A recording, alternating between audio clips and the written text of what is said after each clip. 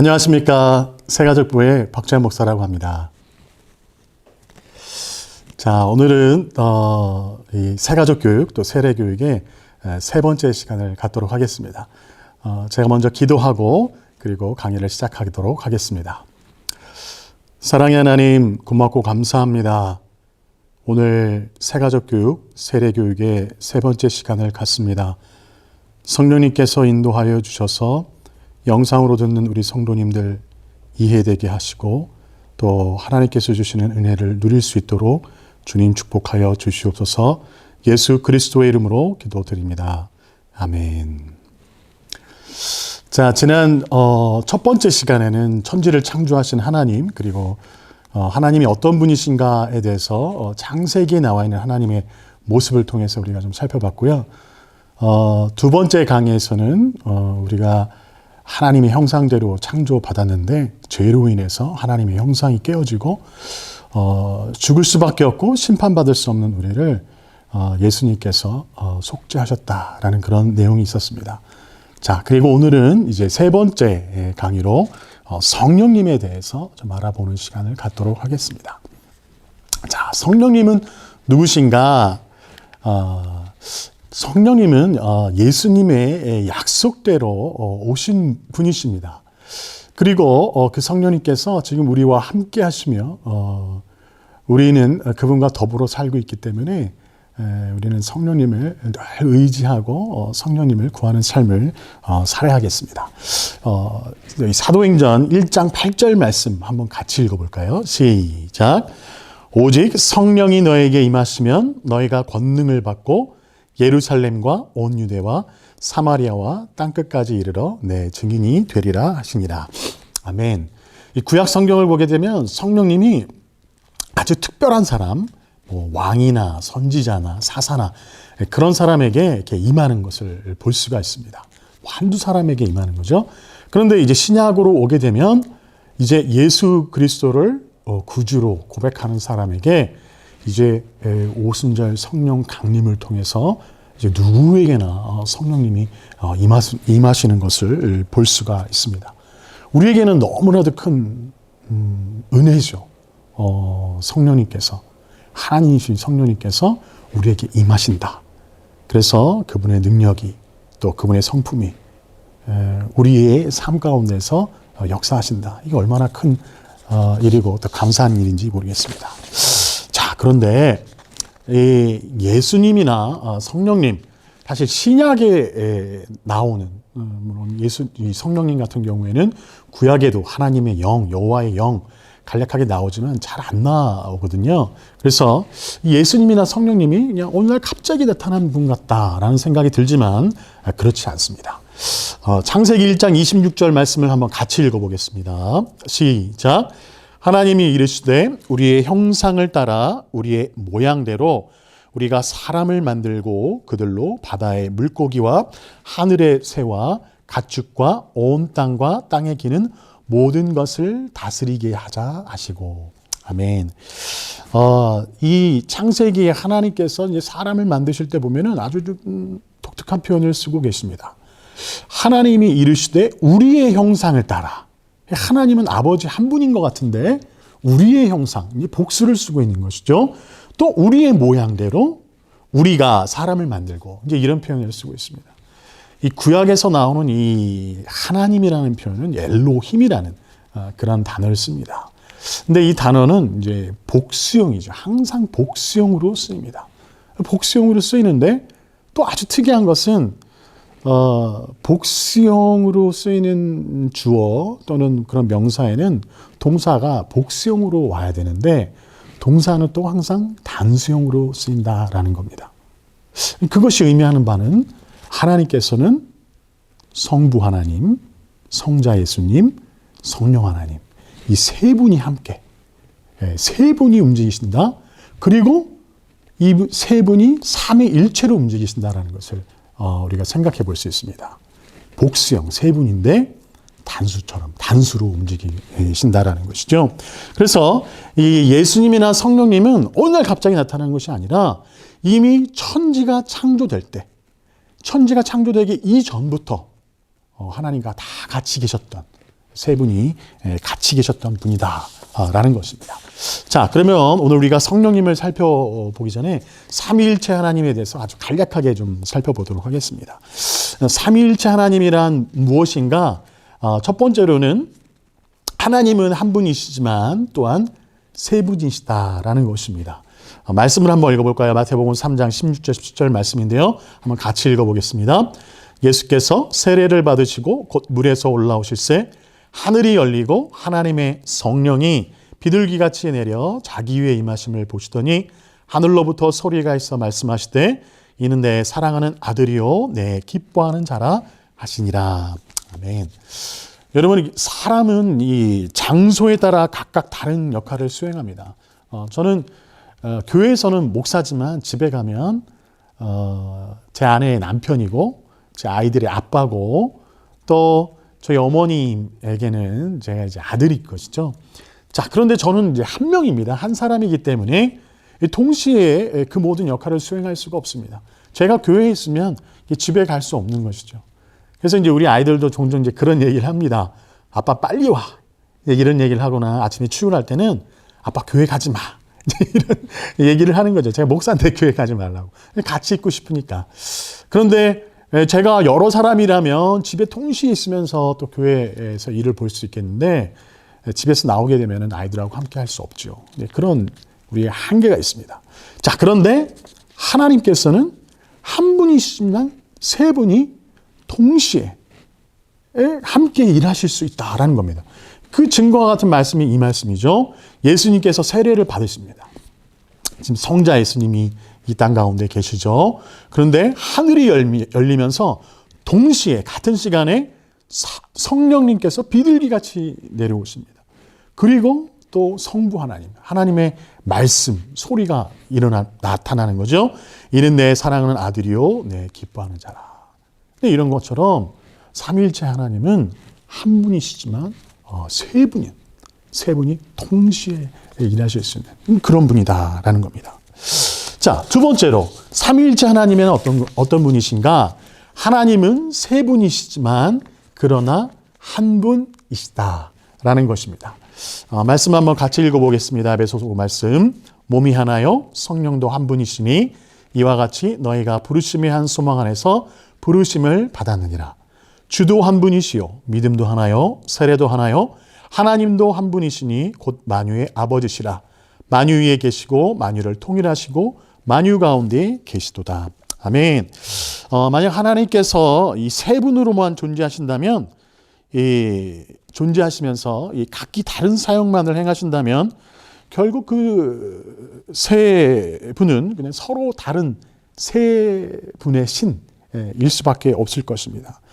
그들 사이에는 아무런 연관성도 가지지 못하고 또 그들의 의견은 또 일치되지 않을 수도 있을 것입니다. 오히려 세 신이라면 그런 불일치, 여러 가지 의견이나 이런 생각들이 다름으로 인해서 다툼이 일어날 수도 있는, 그래서 오히려 우리가 더 큰 어려움을 당할 수도 있는 그런 일들이 있을 텐데, 하나님은 삼위일체 하나님은 세 분이시지만 한 분이시어서 세 분이 완벽한 조화와 완벽한 일치를 이루신다라는 것입니다. 그래서 우리가 교회에서 행하는 모든 사역들 이런 것들이 분쟁이나 다툼이나 어려움 없이 한 분 하나님이 계신 것처럼 모든 것들이 조화롭게 이루어질 수 있다라는 것이죠. 이게 정말 놀라운 일입니다. 가끔 우리 사람들도 세 명이 동업하려고 하는데 삼위일체 하나님을 본받아서 세 명이 또는 세 분의 목사님이 동업하려고 하는데 참 쉽지 않은 것을 볼 수 있습니다. 하지만 하나님은 그렇지 않으시다라는 것이죠. 자, 삼위일체 하나님, 이런 일이 어떻게 가능한가? 어떻게 하나님이 한 분이시면서 또한 세 분이시고 세 분이시지만 어떻게 한 분이실 수가 있을까? 사실 여러 가지 증명해 보려는 시도들이 있었지만 완벽하게 설명할 수 있는 것은 없습니다. 하나님께서는 하나님이시기 때문에 가능하다. 우리가 그렇게 믿을 수 있어야 하겠습니다. 삼위일체 하나님은 우리가 증명할 수 없는, 규명할 수 없는 그런 분이시지, 그런 분이시고요. 오로지 우리의 믿음의 대상이라는 것을 여러분들이 받아들이실 수 있기를 예수 그리스도의 이름으로 축복합니다. 자, 복잡한 내용이지만 좀 간략하게 살펴보았습니다. 자, 그러면 이제 오늘 강의의 주인공이신 우리 성령님에 대해서 조금 더 살펴볼 텐데요. 예수님께서 오시리라 약속을 하셨는데 예수님께서는 성령님을 뭐라고 하시는가 살펴보겠습니다. 첫 번째로는 보혜사. 보혜사는 이제 위로자, 돕는 자라는 뜻이 있는데 그렇게 부르셨습니다. 요한복음 14장 16절의 말씀 한번 같이 읽어보겠습니다. 시작. 내가 아버지께 구하겠으니 그가 또 다른 보혜사를 너희에게 주사 영원토록 너희와 함께 있게 하리니. 아멘. 또 다른 보혜사라고 예수님께서 표현하십니다. 그 말은 예수님도 이제 보혜사라는 것이죠. 예수님도 우리를 위로하시는 분, 이제 도우시는 분인데 예수님께서 가시고 또 다른 보혜사를 너에게 주겠다. 그분은 영원토록 너희와 함께 있게 될 것이다. 그렇게 말씀하십니다. 예수님이 얼마나 훌륭한 리더였습니까? 병도 고치고 또 귀신도 쫓아내고 또 오병이와 같은 그런 놀라운 기적을 베푸셨는데 그런 강력한 리더가 사라지는 게 좋은 일이겠습니까? 우리들의 입장에서는 그런 예수님이 가시는 게 절대 좋은 일이 아니죠. 그런데 예수님이 인간의 몸으로 입고 오셨기 때문에 여러 가지 제약들이 있으셨습니다. 여기서 강의를 하시면 다른 교회에서는 강의를 하실 수가 없는 그런 일들이 있는 거죠. 만약에 지금 이 자리에 계신다면 동시에 예수님은 저기 미국이나 아니면 지구 반대편에 있는 호주나 그런 데 계실 수가 없는 것이죠. 자, 그런데 예수님께서 또 다른 보혜사 성령님을 보내주겠다. 그분은 영이시기 때문에 예수님처럼 육체의 제약을 받지 않으시는 어디에나 있을 수 있는 그러한 영이시기 때문에 우리에게 이제 큰 유익이 있는 것이죠. 자, 그래서 성령님을 보혜사, 위로자, 돕는 자라고 부르셨습니다. 이것은 성령님이 무슨 주술적인 힘이나 마술적인 힘이 아니라 인격자시다라는 것입니다. 인격을 가지고 계신 분이시기 때문에 사람을 위로할 수가 있고 또 도울 수가 있는 것이죠. 그래서 우리가 성령님과 늘 동행하고 성령님과 함께 살아가게 되면 우리도 성령님을 닮아가게 됩니다. 그래서 다른 사람들을 위로하게 되고 다른 사람들을 돕는 그런 사람이 될 수가 있겠습니다. 자, 성령님, 예수님께서 보혜사라고 말씀하셨습니다. 자, 또 뭐라고 하셨냐면 진리의 영이라고 부르셨습니다. 요한복음 14장 17절 말씀 한번 같이 읽겠습니다. 그는 진리의 영이라 세상은 능히 그를 받지 못하나니 이는 그를 보지도 못하고 알지도 못함이라. 그러나 너희는 그를 아나니 그는 너희와 함께 거하시며 또 너희 속에 계시겠습니다. 아멘. 예수님께서는 성령님을 세상의 영이라 하지 않고 진리의 영이라고 부르셨습니다. 그래서 성령님과 늘 동행하는 사람은 어떤 특별한 은사가 나타나지 않더라도 방언으로 기도하고 그러지 않더라도 그 삶을 통해서 진리가 드러나게 되어 있습니다. 그래서 우리가 어떤 성도님의 삶을 보면서 그분의 삶 가운데 진리가 구현된다면 저분은 기도 잘 못해도 통성기도 못하더라도 방언을 잘 못하더라도 성령 충만한 분이구나 그런 것을 알 수가 있는 것이죠. 예수님께서는 성령님을 진리의 영이다 그렇게 말씀하셨습니다.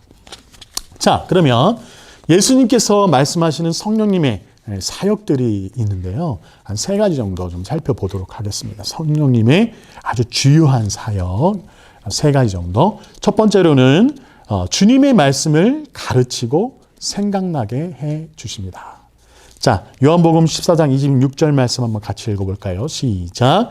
보혜사 곧 아버지께서 내 이름으로 보내실 성령 그가 너희에게 모든 것을 가르치고 내가 너희에게 말한 모든 것을 생각나게 하리라. 아멘. 우리가 알기 힘든 그런 영의 말씀들을 영으로 일깨워 주시는 역할을 누가 해주시는가? 성령님께서 해주신다라는 겁니다. 우리의 선생님이 되어주시는 거죠. 그리고 필요할 때마다 생각나게 해주신다라는 겁니다. 그래서 우리 인생의 아주 중요하고 결정적인 순간에 하나님의 말씀이 생각이 나도록 우리가 늘 성령님을 의지하고 간구하고 성령님의 도우심을 구하는 사람이 되어야 할 줄로 믿습니다. 자, 두 번째, 예수님께서 말씀하시는 성령님의 사역은 책망하시는 것입니다. 책망하시는 것. 자, 요한복음 16장 8절 말씀 한번 같이 읽겠습니다. 시작. 그가 와서 죄에 대하여, 의에 대하여, 심판에 대하여 세상을 책망하시리라. 아멘. 우리 삶의 잘못된 부분들, 우리가 실수하고 있는 부분들에 대해서 성령님께서는 하나님의 말씀을 통해서 우리 가운데 양심의 찔림으로, 흔들림으로 함께 하신다라는 것이죠. 진리로 찔림받는 양심만이 언제나 싱싱하게 살아있을 수 있습니다. 그래서 우리가 하나님의 말씀을 보면서 불편한 마음이 들고 양심의 찔림이 있다고 해서 그것으로 죄책감에 빠지는 것이 아니라 성령님께서 나의 삶을 만드시고 계시구나. 그렇게 생각하시면 되겠습니다. 자, 세 번째로 예수님께서 말씀하시는 성령님의 사역은 무엇인가? 진리 가운데로 인도하신다라는 겁니다. 우리 성령님은 진리의 영이라고 그랬죠. 요한복음 16장 13절 말씀 같이 읽어보겠습니다. 시작. 그러나 진리의 성령이 오시면 그가 너희를 모든 진리 가운데로 인도하시리니 그가 스스로 말하지 않고 오직 들은 것을 말하며 장래를 너에게 알리시리라. 아멘. 성령님께서 우리를 책망만 하신다면 우리는 양심의 중압감, 그리고 막 부담감, 그리고 시간이 지나면 우리 인간의 연약함으로 말미암아서 그런 찔림들에 대해서 이 성령님의 책망에서 점점 무뎌질 수 있습니다. 자, 그런데 성령님은 거기서 그치는 것이 아니라 우리를 책망하시고 우리를 진리 가운데로 이끌어 가신다라는 겁니다. 그래서 우리가 진리 안에서 자유하게 하시고 홀로 설 수 있도록 도와주시는 그러한 사역을 하시는 것이 바로 성령님이다라는 것이죠. 자, 세 가지 정도 살펴보았는데요. 성령님의 사역에 대해서. 이제 성령님과 함께하는 사람들에게는 어떤 역사들이 나타나는가에 대해서 좀 살펴보겠습니다. 10가지 정도 한번 살펴볼 텐데요. 첫 번째로는 감동이 있겠습니다. 감동. 사무엘상 16장 13절의 말씀 한번 같이 읽어보겠습니다. 시작. 사무엘이 기름 뿔병을 가져다가 그의 형제 중에서 그에게 부었더니 이날 이후로 다윗이 여호와의 영에게 크게 감동되니라. 사무엘이 떠나서 라마로 가니라. 아멘. 이 성령님과 함께하는 사람에게 나타나는 첫 번째 역사는 이제 감동이 있습니다. 이 성령님은 사람의 마음 가운데 감동을 주시는 것이죠. 다윗이 어떻게 위대한 하나님의 일들을 할 수가 있었고 하나님의 마음에 합한 자가 될 수 있었는가? 바로 여호와의 영이 임하여서, 성령님이 임하여서 크게 감동함이 있었다라는 겁니다. 죄인된 우리 인간이 어떻게 하나님의 사람이 되어지고 또 하나님의 일들을 할 수 있는가? 성령님의 감동하심이 있다라는 것이죠. 정말 우리 삶 가운데 절대로 설득되지 않는 사람이 있다면 예수님을 믿어야 되는데 정말로 믿지 않는 단단한 마음이 있다면 하나님, 저분은 내 마음 가운데 성령님께서 임하셔서 감동을 허락하여 주십시오. 우리가 그렇게 기도하게 되면 그분의 삶이, 그분의 생각이, 그분의 이런 고정관념들이 깨어지는 놀라운 역사가 있을 줄로 믿습니다. 자, 두 번째. 성령님과 함께하는 사람에게 나타나는 두 번째 역사는 무엇이 있을까? 말씀이 있다라는 겁니다. 사도행전 4장 13절 말씀만 같이 읽겠습니다. 시작. 그들이 베드로와 요한이 담대하게 말함을 보고 그들을 본래 학문 없는 범인으로 알았다가 이상히 여기며 또 전에 예수와 함께 있던 줄도 알고. 아멘. 자, 이 말씀은 예루살렘에 있었던 사람들이 학문이 없는 그냥 평범한 사람, 정말 무식한 어부로만 베드로를 그렇게 생각했는데 베드로가 성령의 충만함으로 설교하는 것을 듣고 놀라면서 했었던 그런 이야기입니다. 성령님과 함께하는 사람에게는 바로 하나님의 말씀이 주어진다라는 것입니다. 웬만한 말씀이 아니라 정말 이제껏 들어본 일이 없는 우리 삶 가운데 정말로 이 필요한 말씀을 주신다라는 것이죠. 저에게도 그렇고 여러분들에게도 하나님께서 말씀을 주십니다. 다만 우리가 무디거나 무엇인가 문제가 있어서 못 듣는 경우들이 많이 있는 것이죠. 우리는 그래서 성령님을 통해서 하나님께서 말씀하여 주시기를, 그리고 그 말씀을 제가 듣기를 원합니다 하는 그런 듣고자 하는 마음, 또 그 말씀을 들었으면 이제 순종하겠습니다 하는 그런 마음이 필요할 줄로 믿습니다. 그러한 사람에게 성령님께서 하나님의 말씀을, 필요한 말씀을 주실 줄로 믿습니다. 자, 성령님과 함께하는 사람에게 나타나는 세 번째 역사가 무엇이 있는가? 이제 위로가 있다라는 것입니다. 자, 우리 사도행전 9장 31절 말씀 한번 같이 읽어볼까요? 시작. 그리하여 온 유대와 갈릴리와 사마리아와 교회가 평안하여 든든히 서가고 주를 경외함과 성령의 위로로 진행하여 수가 더 많아지니라. 아멘. 성령님과 함께하는 사람에게는 이제 위로가 있다라는 것이죠. 사람의 위로와는 근본적으로 다른 모든 문제들을 해결하고 또 우리의 빈 마음을 채워주시는 그런 성령님의 아주 진정한 하나님의 천지 만물을 창조하신 하나님의 진정한 위로가 있다라는 것입니다. 그래서 사람들이 우리의 마음을 헤아리면서 또는 뭐 영혼 없이 하는 그런 위로가 아니라 정말로 우리의 필요를 채워주고 그리고 우리를 정말 시원케 하고 또 우리 삶의 모든 문제들이 해소되고 해결되어지는 그러한 일들을 해주신다라는 것이죠. 지금 여러분들도 어려움과 또 슬픔과 힘든 일 가운데 있으십니까? 성령의 위로를 구하고 성령의 위로를 빌기를 예수 그리스도의 이름으로 축복합니다. 하나님께서 분명히 채워주실 것입니다.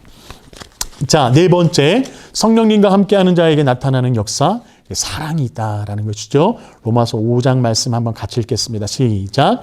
소망이 우리를 부끄럽게 하지 아니함은 우리에게 주신 성령으로 말미암아 하나님의 사랑이 우리 마음에 부은 바 되매니. 아멘. 성령님은 하나님의 영이죠. 또 하나님은 사랑이십니다. 그래서 성령님과 함께하는 사람에게는 하나님께서 사랑을 부어주시는 것이죠. 그래서 우리가 다른 사람을 사랑할 수 있는 거, 정말 다른 사람을 진정으로 사랑할 수 있는 거, 우리가 성령님과 늘 동행할 때에 그러한 사랑을 주신다라는 겁니다. 여러분 가운데 정말로 사랑해야 하는데 사랑하지 못하는 그런 분이 계신다면 성령님께 간구함으로 성령님께서 주시는 그 사랑이 여러분 가운데 있을 수 있기를 축복합니다. 성령님께 간구하십시오. 그러면은 어느 날 어느새 사랑하는 마음을 부어주실 것입니다. 자, 다섯 번째, 성령님과 함께하는 자에게 나타나는 역사, 소망이다라는 것이죠. 자, 로마서 15장 말씀 한번 같이 읽겠습니다. 시작. 소망의 하나님이 모든 기쁨과 평강을 믿음 안에서 너에게 충만하게 하사 성령의 능력으로 소망이 넘치게 하시기를 원하노라. 아멘.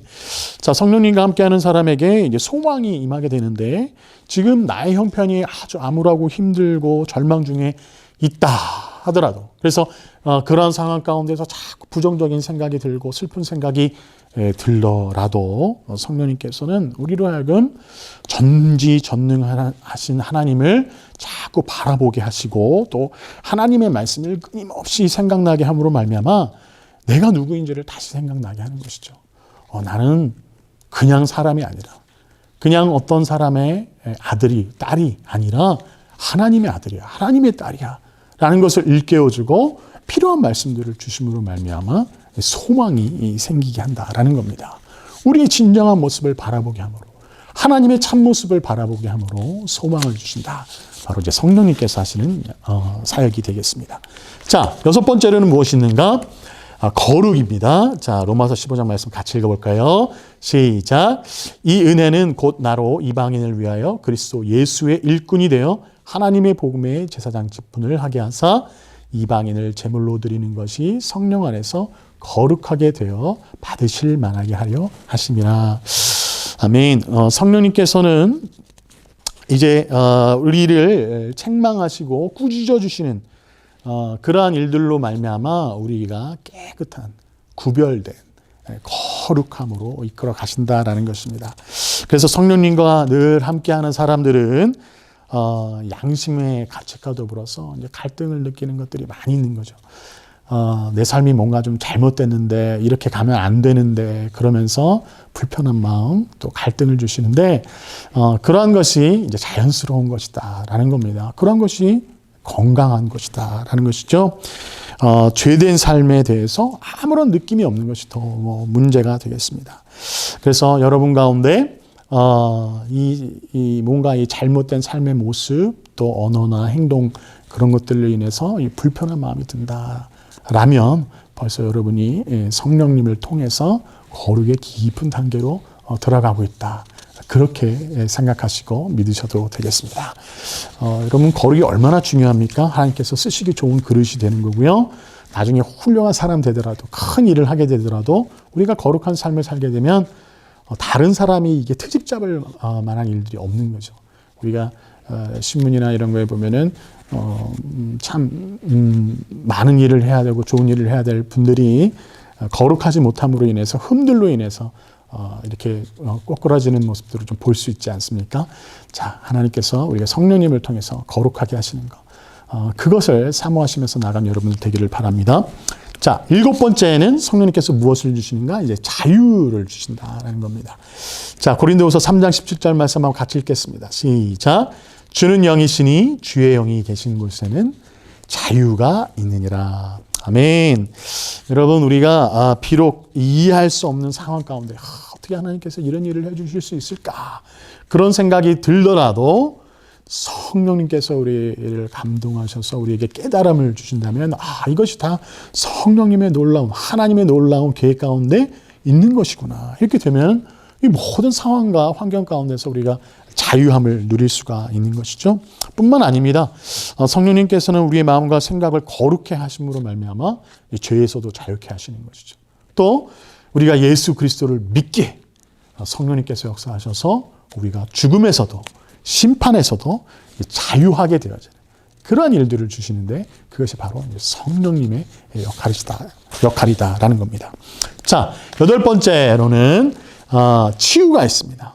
병고침이 있는 것이죠. 사도행전 19장 11절 12절 말씀 한번 보겠습니다. 시작. 하나님이 바울의 손으로 놀라운 능력을 행하게 하시니 심지어 사람들이 바울의 몸에서 손수건이나 앞치마를 가져다가 병든 사람에게 얹으면 그 병이 떠나고 악기도 나가더라. 아멘. 여러분, 바울이 대단한 사람이긴 하지만 그가 무슨 능력이 있어서 사람들이 그의 손수건이나 앞치마를 가져다가 만지면은 병이 고쳐지고 귀신이 나갔다라는 것이 아니라 이러한 일들이 성령님께서 바울을 통해서 하신 일이다라는 것이죠. 바울에게 그런 역사들이 필요했으니까 성령님께서 주셨다라는 겁니다. 성령님은 우리의 몸을 고치시고 귀신을 쫓아내시는 그런 치유함도 주시고 또 마음의 상처를 해결해 주시는 그런 치유도 주시고 또 습관의 치유도 주신다라는 겁니다. 저도 개인적으로는 저희 어머니가 참 두통이 좀 심하셨을 때 제가 다른 사람은 모르겠는데 저희 어머니 머리에 손을 얹고 기도하면 어머니 두통이 싹 낫고 그랬습니다. 제가 이제 신학을 하기 전에 이제 그런 일들을 통해서 어머니가 이제 제가 신학을 할 수 있도록 허락해 주신 계기도 되었죠. 또 저희 어머니는 아주 관절염이 심하게 있었었는데 어머니랑 제가 새벽기도 한 3일 같이 나가면서 제가 어머니 왼쪽 다리셨거든요. 그 다리를 놓고 오른손으로 3일 정도 기도했는데 저희 어머니가 그게 싹 났습니다. 보통은 치유되었다가 며칠 되면은 다시 또 이렇게 재발하는 경우들이 있었었는데 저희 어머니는 영구적으로 그게 나으셨었죠. 이제 최근 되면서 어머니가 나이를 드시면서 연세가 드시면서 퇴행성으로 하는 그런 것들이 다리가 아프시긴 하셨지만 그렇게 그런 일들이 있었습니다. 제가 대단한 것이 아니라 저희 어머니에게 필요했던 역사였었고 성령님께서 일하셨던 것이죠. 그런 일들이 있다라는 것이죠. 치유, 병고침이 있다라는 겁니다. 자, 성령님과 함께하는 자에게 나타나는 또 역사 9번째는 능력이 되겠습니다. 자, 사사기 말씀 한번 같이 읽어볼까요? 시작. 여호와의 영이 삼손에게 강하게 임하니 그가 손에 아무것도 없이 그 사자를 염소 새끼를 찢는 것 같이 찢었으나 그는 자기가 행한 일을 부모에게 알리지 아니하였더라. 아멘. 사사기에 보면은 이제 삼손이 나오죠. 뭐 워낙 유명한데 삼손이 힘이 셌습니다. 근데 그가 원래 태어나기를 또 운동을 많이 해서 그렇게 힘센 것이 아니라 바로 성령님께서 삼손에게 능력을 주셨던 것이죠. 성령님을 의지하는 사람에게 능력이 나타납니다. 사실 사람들이 성령님의 그 능력 때문에 성령님을 의지하고 믿고 막 구하고 그런 일들이 많이 있었었는데 우리가 성령님을 그런 식으로는 이용하면 안 되겠습니다. 성령님과 인격적인 그런 삶을 살게 되면 하나님께서 필요하실 때 능력을 주시는 것이죠. 우리에게 능력으로 임하시고 능력으로 도와주시는데 그 능력은 홍해를 가르셨던 능력이고 또 여리고성을 무너뜨렸던 능력인 놀라운 하나님의 능력, 그 능력이 우리의 삶 가운데도 임하실 수 있다라는 것입니다. 그 사실을 믿을 수 있는 여러분들 되기를 바랍니다. 자, 10번째. 자, 여러 가지가 있지만 우리 10개만 살펴보기로 했는데 이제 마지막 10번째는 이제 열매가 되겠습니다. 갈라디아서 말씀 한번 같이 읽겠습니다. 시작.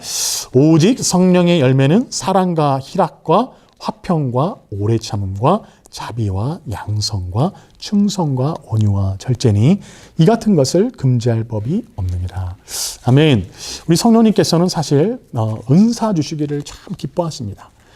여기서는 이제 우리가 성령의 열매인데 성령의 은사들도 있죠.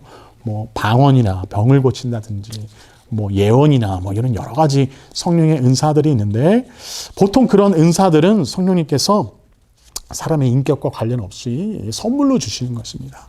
자, 그런데 이 성령의 열매는 이 인격과 관련이 있습니다. 그리고 시간과도 아주 매우 큰 관련이 있죠. 하루아침에 이루어지는 것이 아니라 이러한 일들은 성령님과 늘 꾸준히 말씀으로, 기도로, 삶으로 말미암아서 나타나는 그러한 열매들입니다. 우리의 삶 가운데 이제 이런 것들이 맺어지게 되면 우리가 정말 모든 사람들과 더불어서 참 평안과 화평을 누릴 수가 있는 것이죠. 정말 놀라운 일인 것이죠. 여러분, 모든 사람과 더불어서 화평을 누릴 수 있는 것, 그것만큼 더 큰 선물이 어디 있겠습니까? 여러분, 다른 성령의 그런 역사들도 아주 매우 귀하지만 성령의 열매가 여러분의 삶 가운데 많이 맺히시기를, 충만하게 맺히시기를 예수님의 이름으로 축복합니다.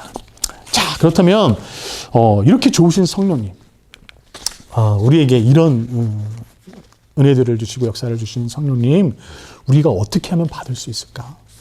어떤 사람에게 성령님이 임하는가? 그 부분에 대해서 좀 살펴보려고 합니다. 자, 뭐 하나의 답이 있을 수는 없습니다. 사실 성령님을 받았다 하는 분들의 이야기를 들어보면 굉장히 다양하거든요. 그냥 예배 시간에 조용히 말씀 듣다가 성령의 충만함을 받으시는 분들도 있고, 기도할 때 또는 특별히 회개할 때 또는 뭐 선교하는 걸로, 남을 돕는 걸로 인해서 여러 가지 것들이 있습니다. 아주 매우 다양한 방법들이 있습니다. 성령님 제한받지 않으시고 아주 다양하게 활동을 하십니다. 자, 그렇다면 여러분에게 이제 한 가지 질문을 좀 드리도록 하겠습니다. 여러분은 성령님을 받으셨습니까? 다양한 방법으로 임하시는 성령님을 받으셨습니까? 여러분 어떠신 것 같습니까? 자, 분명한 사실은 여러분이 받았는지 안 받았는지, 특별히 이제 또 새가족이고 세례를 받으시는 분들은 더욱이 이게 아주 애매하실 텐데, 분명한 사실은 이미 여러분께서 성령님을 받았다. 성령님께서 당신에게 임하셨다라는 것입니다. 자, 고린도전서 12장 3절 말씀을 한번 같이 읽어보겠습니다. 시작. 하나님의 영으로 말하는 자는 누구든지 예수를 저주할 자라 하지 아니하고 또 성령으로 아니하고는 누구든지 예수를 주시라 할 수 없느니라. 아멘. 여러분이 예수님을 저주하거나 부인하지 않고 예수님을 주님이라고 말할 수 있다면, 뜻을 잘 모르더라도 주님이라고 말할 수 있고, 또 교회에 나오시는 것이 큰 부담이 되지 않으신다면, 어려움이 없으시다면 여러분 이미 성령님께서 임하셨다라는 것입니다. 이미 여러분 교회에 등록하셨죠? 그리고 또 이 영상을 보고 계신다라는 것 자체가 성령님께서 여러분에게 임하셨다. 제가 드리는 말씀이 아니라 이 하나님의 말씀의 근거에서 우리가 그렇게 믿을 수 있다라는 것이죠. 성령님께서 당신에게 이제 임하셨기 때문에 여러분이 우리 성도님이 예수님을 부인하지 않고 어떻게 보면 참 귀찮은 작업 아니겠습니까? 영상으로 또는 우리가 모여서 이런 강의도 듣고 했었었는데 그런 강의를 들을 수 있다는 것 자체가 여러분에게 성령님이 임하셨다라는 겁니다. 저도 개인적으로 그런 체험이 있습니다만, 정말 가고 싶지 않은 곳에는 발도 들이지 못하죠. 또 목사인 저에게 다른 종교의 어떤 그런 신들을 보면서 그러한 신들을 주라고 얘기할 수 있겠습니까? 절대 못하죠. 마찬가지로 여러분이 교회에 오셨고 예수님에 대해서 관심이 있으시고 이미 이 영상을 보시고 계신다는 것 자체가 성령님께서 여러분에게 임하셨다라는 증거가 되겠습니다. 여러분 받아들이실 수 있기를 바랍니다. 자, 그러면 또 이제 그런 문제가 생기죠. 회개한 적도 없고 또 안수기도 받은 적도 없고 성령을 받게 해달라고 난 기도한 적도 없는데 난 그렇게 부지런하게 열심으로 한 것도 없는데 내가 어떻게 성령님을 받았습니까? 여러분 그런 질문을 하실 수도 있겠습니다. 자, 우리가 행한 것이 아무것도 없음에도 불구하고 하나님께서 우리를 사랑하셔서 우리에게 성령님을 보내주셨습니다. 성경을 보면요, 그런 사람들이 있습니다. 그 대표적인 예가 바로 바울 사도죠. 예수님을 부인하던 사람 아닙니까? 사실 신약성에 보게 되면 예수 그리스도를 주로, 아니 주인으로 또 구원자로 인정하는 사람에게 성령님이 임하는 것을 볼 수 있는데 예수님을 거부하고 예수님을 믿는 사람들을 박해했던 그 바울에게 성령님이 임하시는 것을 볼 수가 있습니다. 여러분 그러한 것을 볼 때에도 여러분 가운데 이미 성령님이 계신다라는 겁니다. 왜? 하나님께서 여러분을 사랑하셔서 성령님을 보내주셨다라는 것입니다. 자, 그러므로 이제 성령님을 어떻게 받을 수 있겠는가에 대한 명제는 더 이상 우리에게 필요가 없습니다. 여러분 더 뜨거운 것을 사모할 수 있겠지만 내가 성령님이 내 안에 계시는가 거기에 대한 이제 의문은 내려놓으시고 이제 여러분이 해야 될 일은 무엇인가? 지금부터 이제 내 안에 우리 안에 성도님의 안에 계신 성령님, 그 성령님과 내가 어떻게 하면 날마다 동행할 수 있는가? 어떻게 하면 성령님과 더 깊은 교제 가운데로 나아갈 수 있는가? 그것에 대해서 고민하고 그러한 여러 가지 방법들에 대해서 여러분 삶 가운데 그 방법들을 취하면 되겠습니다. 그래서 성령님의 인도하심을 받는 그런 성령 충만한 삶을 살겠습니다. 말씀을 주시면 그 말씀대로 순종하겠습니다. 그러한 마음 자세가 여러분에게 필요한 것이 되겠습니다. 자, 그래서 오늘 숙제는 조금 이제 첫째 날에는 하나님은 어떤 분인가에 대해서 썼고 두 번째는 또 요한복음 3장 16절 말씀을 썼는데 이제 이번 과의 숙제는 성도님은 성령님을 받았습니까?